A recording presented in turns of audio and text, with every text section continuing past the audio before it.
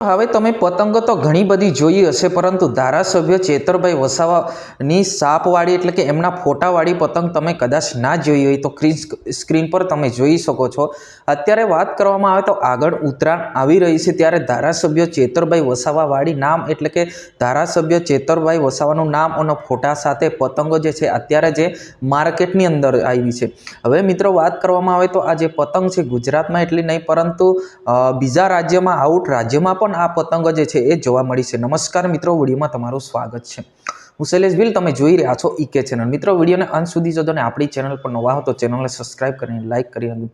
મિત્રો, ચેતરભાઈ વસાવા એમ એટલા ફેમસ નથી કે લોકોના વિડીયોના માધ્યમથી એટલા ફેમસ નહીં, પરંતુ એમના સાપ અને નામ પરથી પણ ફેમસ છે। કેમ કે ધારાસભ્ય ચેતરભાઈ વસાવાવાળા નામ અને જે ફોટા સાથે પતંગ જે છે ચપાઈને આવી છે। અત્યારે જે માર્કેટની અંદર જે આ પતંગો જે છે ખૂબ જ લોકો પસંદ કરી રહ્યા છે અને ઉડાડી રહ્યા છે। હવે આગળ ઉત્તરાયણ આવી રહી છે, ત્યારે માર્કેટની અંદર જે આ પતંગ જે છે આ આવી ગઈ છે, અને હવે તમારે અવશ્ય કોમેન્ટ બોક્સમાં જણાવવાનું છે કે તમે શું ખરેખર ધારાસભ્ય ચેતરભાઈ વસાવાવાળી પતંગ ઉડાડવાનો છે કે નથી, એ પણ તમે લાઈક કરીને અમારી ચેનલને જરૂરથી કોમેન્ટ બોક્સમાં તમે કોમેન્ટ કરજો। પરંતુ જે રીતના આપણે વાત કરવામાં આવે તો જે રીતના છે ધારાસભ્ય ચેતરભાઈ વસાવાવાળી જે પતંગ જે છે અત્યારે માર્કેટની અંદર આવેલી છે અને અત્યારે લોકો જે છે ખૂબ જ ખરીદી કરી રહ્યા છે। કેમ કે આવનારી 14 એટલે કે 14 તારીખે ઉત્તરાયણ હોય ત્યારે લોકો જે છે અત્યારે પતંગની જે ખરીદી કરી રહ્યા છે, ત્યારે ધારાસભ્ય ચેતરભાઈ વસાવાના ફોટા સાથે જે પતંગ જે છે બનાવવામાં આવી છે।